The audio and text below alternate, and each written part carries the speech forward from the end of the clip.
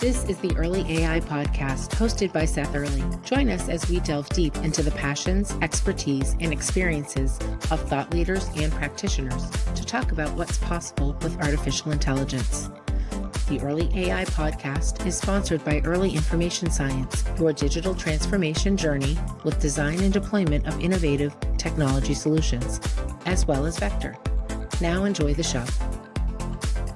Well, welcome to today's Early AI podcast. I am your host, Seth Earley, and in each episode, we explore how artificial intelligence and data are reshaping business strategy and operations. Today, we're talking about one of the most consequential blind spots in enterprise operations, and that is supply chain visibility. Most organizations know their top suppliers well. Below that, the picture gets murky fast.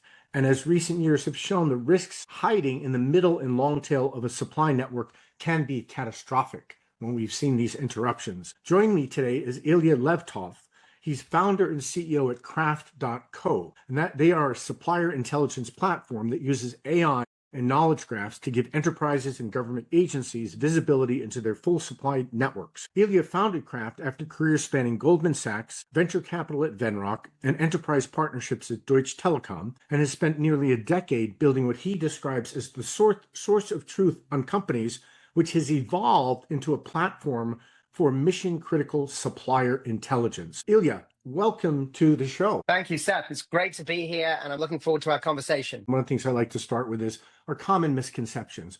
What is it, when you talk to procurement leaders and executives about supply chain visibility, what do they most consistently get wrong? I would say the biggest is really what you alluded to in your introductory comments there, which is that having good knowledge of, let's say, the top 100 or 200 suppliers that are going into the key products of this enterprise and have that information sort of through a strong relationship between a category manager, a buyer, and that supplier, that's good enough. That really is kind of where things are at. And as you alluded to, there's that whole middle and the long tail. It can be up to 20, 30,000 suppliers easily for a Fortune 500 style enterprise. And then many more when you go deeper into the multi-tier, the suppliers of those suppliers. And so one of the biggest misconceptions is that, we're good. We've got everything that we need with our visibility into the top couple of hundred suppliers. And one of the things that contributes to that misconception is the feeling that having great visibility, insight, knowledge, and control over the rest, the entire supply network, is so hard, it's insurmountable that we may not as well even bother trying because it's too much data and too much intelligence. Yeah. That's really the big one. It's exciting to overcome. Yeah. So people think of it as, well, I got this because I have my top suppliers. But what in the reality is it's such a complex ecosystem of interrelationships, and it's a constantly evolving and dynamic environment that, people think of it as impossible to really understand it and to get that clear picture of what's going on. It's just too much, right? Just too complex, too many data points, too many moving parts, too many interrelationships. There's no way a human can do this. There's no way technology can do this. And this is where you guys have made some incredible stride. So when we talk about, that visibility into the top supply base, where does it start breaking down and what is missing? So again, if you start with kind of the status quo and how the visibility that is typically had develops and is maintained on those top critical suppliers, it's really done mainly by relationship. And it's between the buyer and the relationship person over there. And right there, can you see a blind spot emerging? Because what is the information they have access to? It's the information that the supplier is providing. And of course, the supplier is saying everything's hunky-dory, we're great. Yes, we've got capacity. Everything's going to be fine. So my supply chain is great. My suppliers are awesome. They're rock hard. They're rock solid. There you go. Exactly. Immediately, you're seeing the end tier problem because the supplier is also representing that they've also got great visibility of their supply chain, which they don't because you don't. So these gaps are coming in immediately, and so one of the first ways to mitigate that is to really establish a 360-degree surround sound view, a perspective on the supplier using data that can be aggregated from very many different sources. For example, I'll take the most simple, obvious, just crawling the web very Yeah. vociferously for every and any public signal of any digital breadcrumb that's out there, whether it's a news article or it's the number and type of job openings that this supplier is publishing today.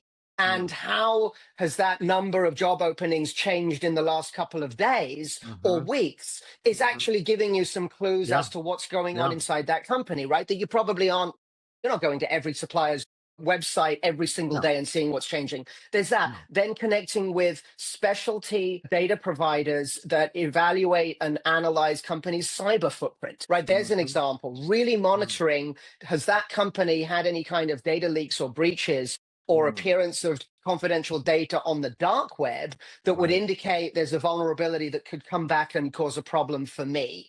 That these are the kinds of data sets and data sources that are actually available to bring together and integrate to enrich this picture. Yeah, and people can think, well, theoretically that sounds great, but how do I operationalize that, right? How do I actually pull those signals in and make sense of them? And obviously, there's kind of endless permutations of how that data could be sourced and aggregated and analyzed. And the idea is separating all of that, finding the signal in all of that noise, because it is very noisy, right? There is a lot of stuff that you'd have to wade through. And a human being can't do it, obviously, by themselves. And even with computer technology and AI, it's still a very difficult problem to solve. We've evolved this from just structured supplier data, the basic attributes, and then brought that into knowledge graphs where we have layers of granularity and layers of details that can be applied in different ways and then can integrate different data sources. So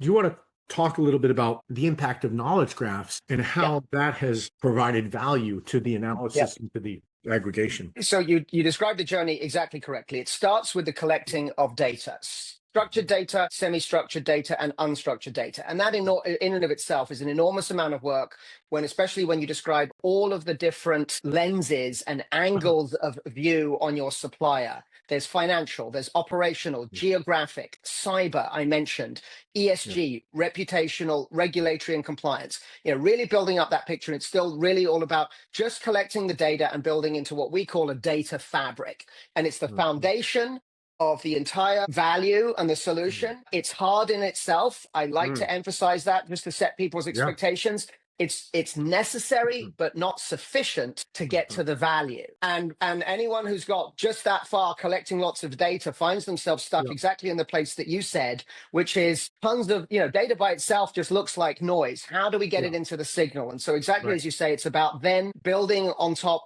call it the next layer of the cake, which is that it's converting that data into intelligence.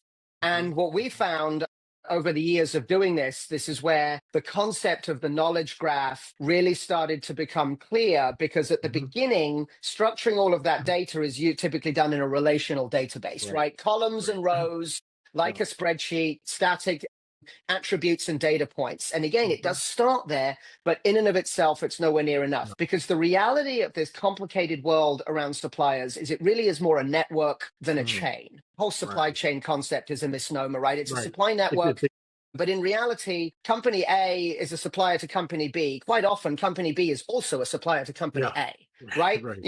There's both, and they're different divisions, and there's different product lines and products, and then you've got people. So graph is a very helpful construct with which to understand that you've got nodes and lines. And the nodes are typically corporate entities in this context. It's a company, but it's also the parent and the subsidiaries, and it's the manufacturing locations. And then there's people as well, a really important type of node. And then there are all these connections among these entities and these people in totality, which is giving you an accurate picture of what's going on.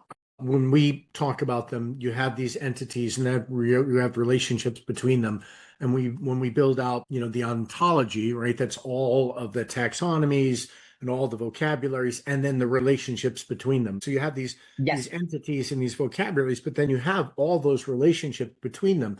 Here's a supplier and a competitor, right? Here is a risk for a supply chain, or a risk for a particular supplier, right? All of these things. And when I talk about this, I talk about the ontology as the knowledge scaffolding, of the organization, right? It's all those organizing principles and relationships.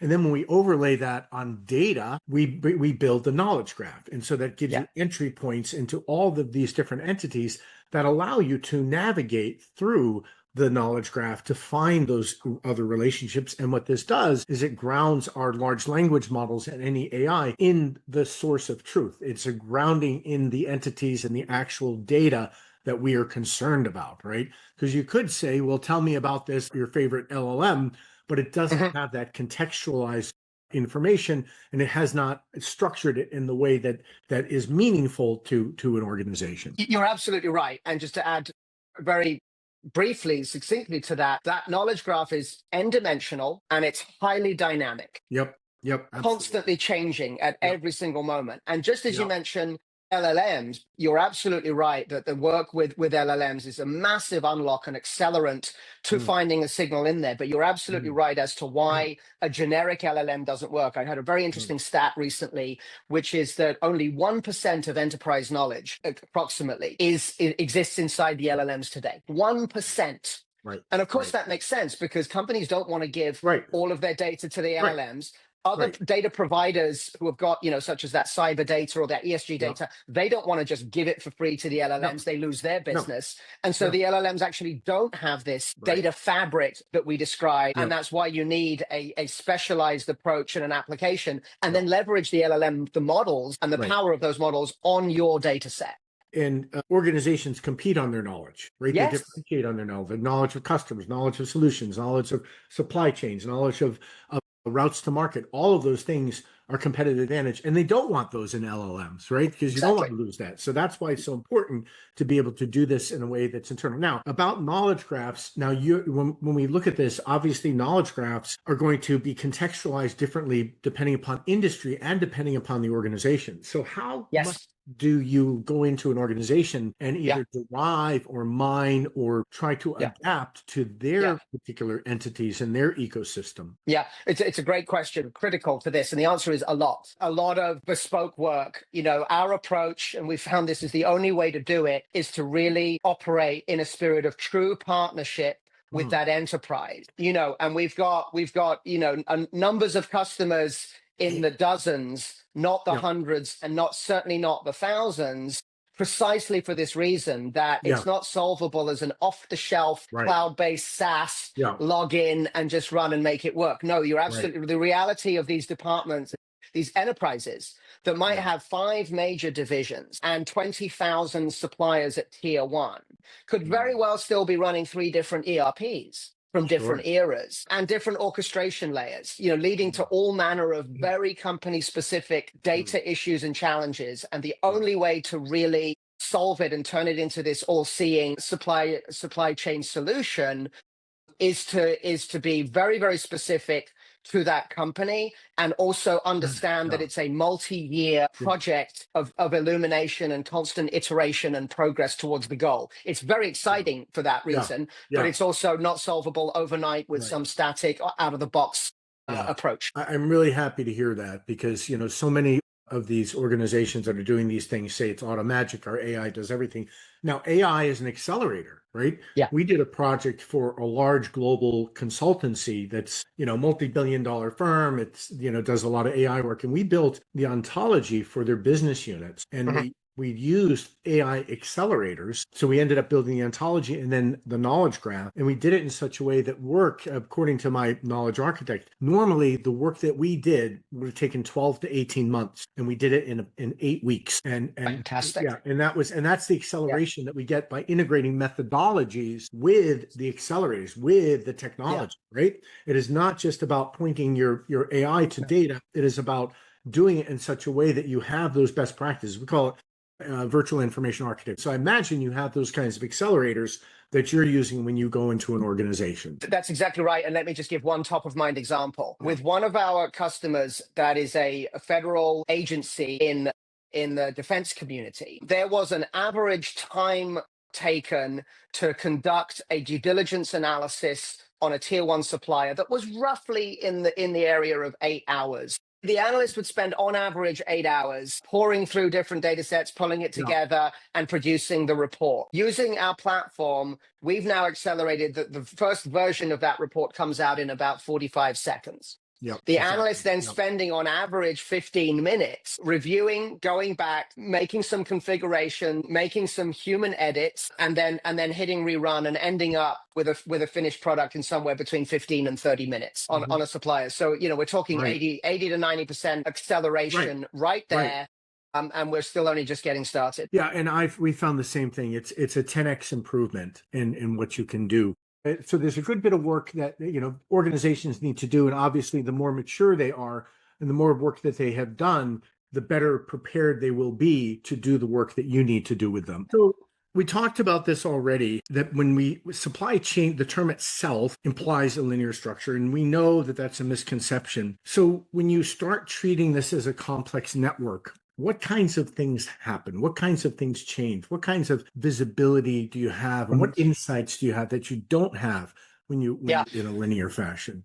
Yeah, the first example is how insight often comes from cross-correlating different data streams. I'll give one example. We found that sniffing out the digital footprint of companies and looking at various social media platforms, we were able to start building up a picture of the culture inside the company, including the quality and level of employee engagement in that company. You could almost you're getting a window into the morale of a company whose products you actually depend on. And then what we were surprised to find was a very high correlation between that level of morale and the ultimate cyber security posture of that company. And that very clearly, the companies with lower employee engagement, lower morale, a sense of a slightly disaffected workforce that's a bit rudderless, were much more prone to spear phishing and leaks and vulnerability to exactly the kind of cyber hack that has then brought down entire companies because of a supply chain hack, right? Just one example of taking multiple data streams, integrating them with strong entity resolution and starting to look and hop across them. Here's another example. Everybody's familiar with financial risk, in a supplier. It's arguably the most traditional, basic one that everybody thinks about. Will that supplier be financially solvent and still around 6 months from now? What people weren't really thinking about is that when the answer to that started to become a little shaky and no, a company's financially vulnerable, the company then becomes actually vulnerable to adversarial capital and the influx of investment and connectivity from entities and actors that might have, let's say, a hidden agenda. And remember, with us, the world we're in is mission critical supplier intelligence for national infrastructure, for aerospace and defense, the kinds of places where, given the geopolitical dynamics we're in today, these are real concerns. But I would say that they are concerns for any enterprise, because because there's always a concern about IP theft or exfiltration. Okay, and so what I'm getting at is that in the supply chain, a financially vulnerable supplier becomes a target for outside capital because they're looking to survive, right? And so if they've got 2 or 3 choices or even only one to survive, and it takes some money from this entity that's coming in from an unfriendly nation, this is happening all across industry in very concerning ways. And again, you're getting this picture of connecting 2 different data sets, connecting entities such as an investment entity over here and a small supplier over here, and getting to a very significant risk insight that you need to go and act on before it becomes a problem for your enterprise. And that kind of visibility is just not there. And who would have thought that hidden morale issue would risk the organization, put the organization at risk? I mean, that to me is so tremendously exciting that you can find these hidden signals, these latent attributes and these latent signals that are immensely impactful. But you just don't even know they exist. You're blind to it. You have no idea. And yet it's like it's a systemic risk. It goes back to that misconception that, I couldn't imagine solving it, so I don't need to. And because I don't need to, I effectively have, and I don't need to think about it. That is literally where quite a lot of the global enterprise market is on this topic. And of course, it's such a massive opportunity because, and you mentioned it earlier, there really is genuine competitive advantage for enterprises that go after this as an opportunity see, I really can know more. Yes, it takes effort and it takes time but it's worth it. And these companies bring themselves to a point of using their supply network as a true competitive advantage in what is ultimately only a more dynamic and competitive market by the day. This is the type of innovation and the type of application of AI that I think is truly revolutionary, right? Because these are things that defied a solution, and the solution to this is not only that data aggregation and integration and correlation, but also the overlay of all those insights and those connections and those patterns that start to surface when you have this. And then again, asking the right questions and understanding how this is impacting the organization. This is tremendous. So now, one of the things that we talked about, and we alluded to this earlier, was, people kind of try to say, well, what does this boil down to, right? What's the level of risk? Is it red? Is it yellow? Is it green?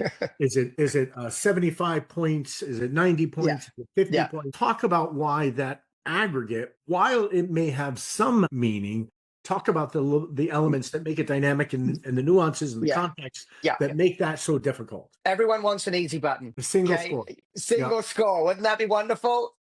And we're always pushing towards it. I mean, absolutely, it is about distillation. But in practical reality, the reason that we found early efforts to distill supplier risk to a simple score or high, medium, low, really, it was convenient, but it wasn't accurate. And my top example of why it's not meaningful and it's not actionable. It might lead you down a course of action that could very well be wrong, so which is counterproductive. So my top of mind example on this is the fact, if you look at the deep interconnectedness of the global supply network with upstream materials from China, in the industrial supply chain, it's very obvious and easy for an aerospace defense or frankly any company here to say, well, I don't want any China in my supply chain if I'm in the United States. It's just not possible, right?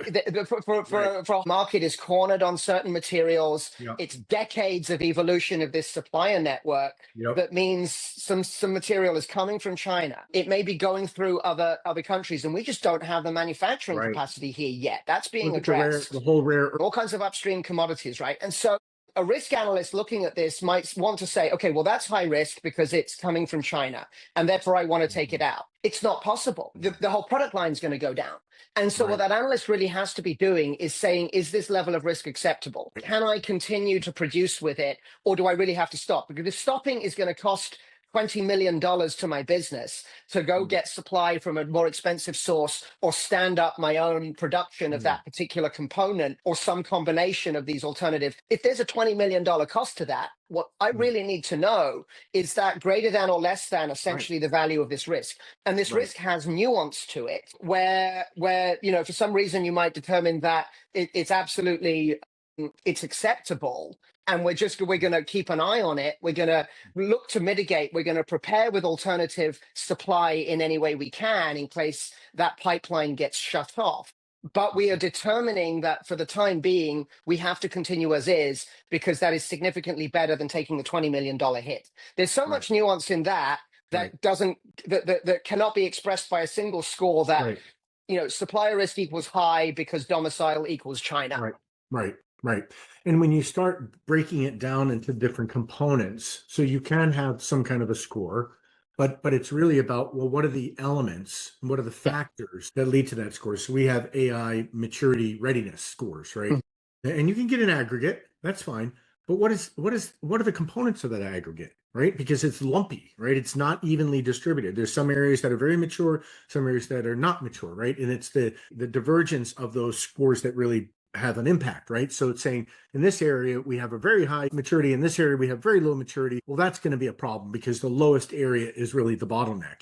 And so you're doing the same thing. You're saying, well, where are the bottlenecks and where are the risks? The supplier risk is pretty low, right? It looks pretty good, but there are some elements of that have very high risk, and that can skew things, or that has to be weighed, that has to be deconstructed, that has to be understood at that granular level. And then going to depend on the nuance and depends on the context in which you're Yes. evaluating that. Well, completely. Absolutely. To what end, to what purpose, in what's very specific context. All of that is the nuance that leads to the really dynamic nature of the model. And I think what's fantastic here is that the people in procurement and looking at supplier risk should feel very secure in their jobs, because this is not getting solved by an LLM. Again, the LLM will very confidently give you an answer, and it could very well be extremely wrong. The scale of the data and intelligence problem is such that it was not solvable before AI. It can be vastly accelerated by AI, but it still requires a great deal of human judgment working with AI to get to the right best answers for the enterprise. I just wanted to make one more point. As you were describing, in practical reality, we're finding material risk findings in approximately 20% of supplier portfolio's, and then serious situations where you've got to go take almost immediate action in approximately 2%. So it's about 120 and 2. Previously, you had no idea who was the 20 and you had no idea who was the 2. All you were looking at was the entire pool and thinking, well, I don't know. And so it's that triage factor that says, look, your human workforce can now be focused through this triage to point out that those 2% of the suppliers are the ones that need the attention.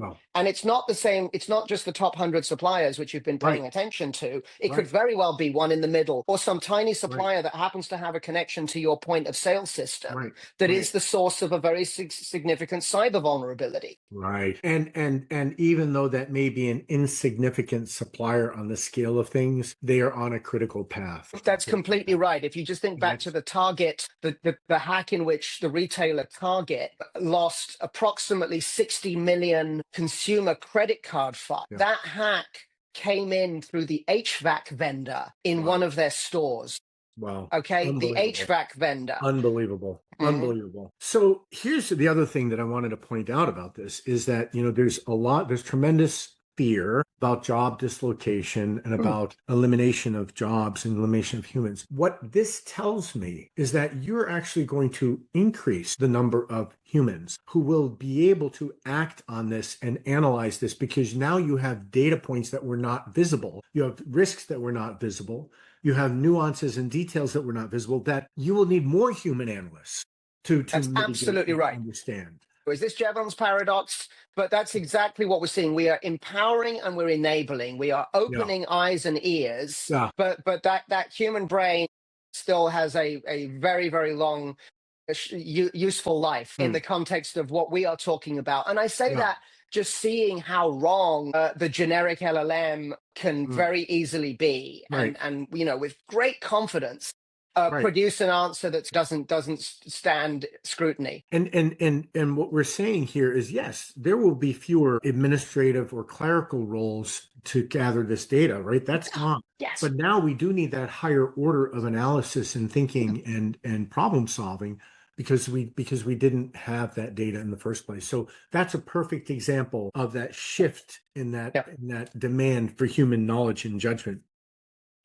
Organizations sometimes will either abandon, or maybe they put less trust in supplier intelligence programs when they have bad data, right? They suddenly don't trust the information. They don't trust the insights of this bad data. So there's this idea that, you need to build confidence in the data, but perfect data will never come. Right. So how do you weigh that? How do you balance that? And how do you manage that expectation, the data quality issues, and then the confidence in the results? Absolutely. So as you describe, it's almost a fundamental challenge in this entire domain. The idea of getting 100% perfect data on 100% of your supplier network. I mean, I don't want to call it impossible, because why not ambitiously aspire? We're always trying to get closer to that mark, but just being aware that it's a journey from, no data and no visibility in many contexts through to getting some and then more. And you're constantly increasing both the quantity and the quality of relevant data that's going into the overall model, right? On a journey from essentially 0 to essentially 100. And so then to talk a little about what are some of the things that can be done to really ratchet up the quality and the confidence in the quality.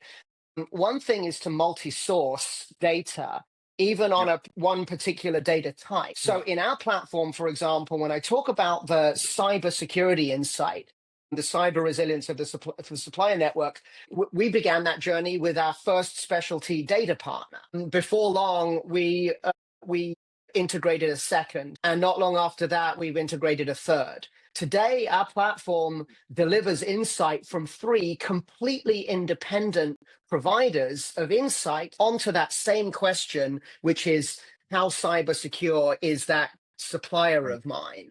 And I think quite obvious what happens is that simply when all 3 of those independent adjudicators agree, that in and of itself is a signal. I still won't say that it's 100% true, but it builds confidence. Whereas in a situation where they diverge, in and of itself, that's an interesting flag that makes us see. Again, it's that triage point. It makes us see, well, here's a supplier that these 3 are disagreeing on. Let's go take a look at that one and come to our own judgment about which of those views is right. So this overlay of multi-sources, and we can do the same with financial data, geopolitical data, reputational insight, and you're stacking these different independent sources on top of each other to build confidence. That's just one of the approaches. So we talked a little bit in our prep call about how, organizations believe they have reasonable visibility into their supply chain and their supply base or their supply network. The strategic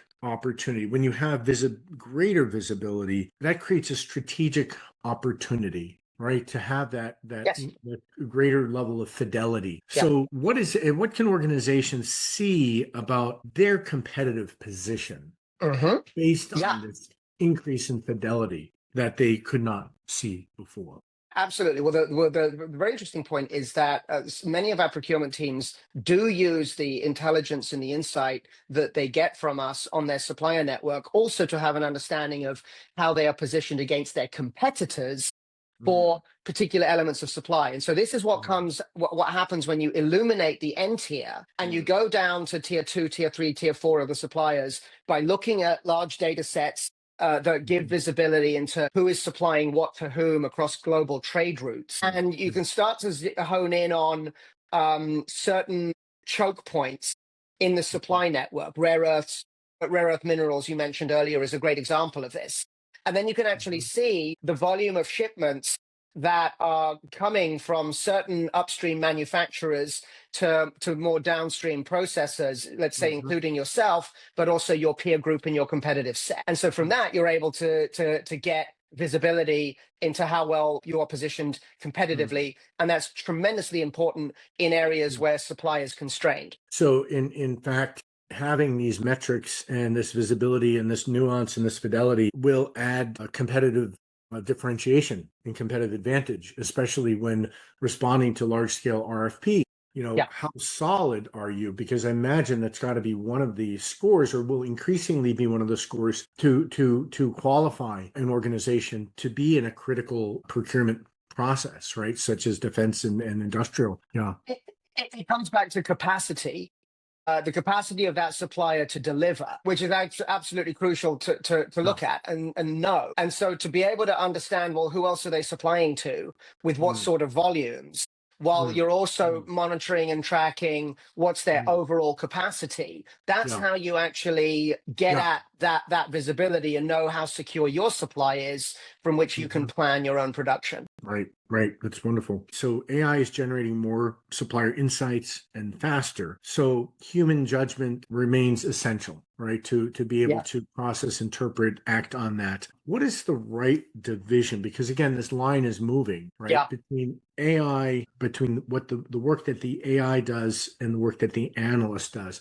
How is that shifting? How is that evolving? And what is the dividing line there? Because again, we're getting rid of that analyst having to spend, an hour on aggregating data. They can do that in 45 seconds, and then they have other opportunities. So how is that, when you look at a procurement organization, how is that being done? How do they need to rethink their workforce and the makeup of their department and the workflows? It's very positive, and it's really all about this massive opportunity that's being unlocked with AI. We operate in a domain where we consider taking the right action is very important, avoiding the wrong action is very important. So call it high cost to error in our entire context. And so with that said, that's what really guarantees and secures the role of the human judge in these critical supplier related decisions. Do I buy more from that supplier or less, or cut them out entirely? In what way can I renegotiate my renewal with that supplier based on all of the intelligence that's now at my fingertips? All of those decisions we see still very much, and for the foreseeable future, living with the human, who, however, has just been vastly accelerated and empowered, almost given superpowers from the data fabric, the knowledge graph, and the LLM synthesis of that in order to make great decisions and cover much more surface area in what they can do. The network effect here is very obviously at work, right? The more suppliers you have information about, the more you understand these sub-networks and these supplier networks, you're building a more of a global picture of what all of these ecosystems look like. Yes. So two questions. One is, how do you have that firewall? The network, the supply chain network, is part of a competitive advantage, right? That's part of the knowledge of how they do business. So separate that for competitors. So on the one hand, a competitor might say, "Oh, geez, I don't want to have you guys have this visibility. It might bleed over into that other area." But at the same time, there is advantage to having that increased fidelity across multiple supply chain networks. So talk about that balance and how you mitigate that issue. You're absolutely right. There's both sides of that coin. And the most fundamental, is absolutely the sanctity of the confidentiality and the privacy of data that's coming in from when enterprise, customer to us. Including who are their suppliers, let alone more details, but beyond those suppliers. And so as a multi-tenant architecture, highly secure, our data coming from customers is extremely tightly walled off in one tenancy from another, with absolutely zero leakage. That's the fundamental and the zero term with which everything starts. Every single engagement with the company is absolutely critical. Think of how Salesforce.com operates, right? And protects all of that critical customer data of an enterprise. We're exactly the same. Now, with that said, your second point about real business value, it being possible to create, generate, and derive to the benefit of all by observing, certain relationships across the knowledge graph. There's also very real value that customers want. And so the way that we've been able to square the circle there is to say that first of all, it's an opt-in model, and then it's a give to get model. And those are two dynamics by which an enterprise can, with full agency and control, say that under these particular circumstances, I am willing for some of the insight that really belongs to me to be shared. At first, I'm okay with it. So I'm giving explicit opt-in permission for that. Very important. And then I'm doing it because I'm generating the benefit from the fact that someone else is doing that as well in our network, give to get. And so let me give you a very specific example of that. In the aerospace and defense industry, there's approximately 70% overlap of suppliers, tier 1 through tier N. Very, very high overlap of suppliers. It might be unsurprising. It's a specialized world with not huge amounts of suppliers upstream doing all of the different, titanium bending activities that go on. So when you've got a very large entity, it's not easy to bend titanium. There's not that many people that know how to do it. There's dependence, there's concentration. Well, when one large enterprise of ours starts working with us, and then we start working with one of their suppliers, what you see is that to that first entity, we're actually taking on knowledge of their tier 2, because we're analyzing the tier 1 to their supplier. And what we've had in many cases, because these are two entities that are very interdependent and work together, we've been able to create a situation where one is saying, hey, if I've developed and essentially spent the time and the money to develop a key insight, a piece of intelligence about that particular supplier that both I depend on and you depend on, I'm actually happy for you to have access to that, because it makes me more secure as well. And I'm essentially sharing explicitly and deliberately some of the intelligence that I've created with you, because I'm seeing that as a net positive in building efficacy, security, and visibility in our shared supplier network. And we call that supplier passporting. It means taking a report once it's derived and certain intelligence and insight, sharing it with others such that the entire network becomes more secure. That's wonderful. I really want to thank you for joining me. And helping our audience really understand why supply chain visibility at this level of fidelity is one of the most important and underestimated applications of AI in the enterprise, right? Because it's going to really make a material difference in risk and profitability and ability to deliver all of those things, reliability, quality, all of those elements. Thank you for your time today. I really appreciate it. Seth, I really enjoyed the conversation. Thank you very much for having me. And to our listeners, thank you for tuning into the Early AI podcast. Be sure to subscribe for more conversations about how AI is shaping the future. We were just named as one of the top 80 global podcasts on AI. So that was a great honor.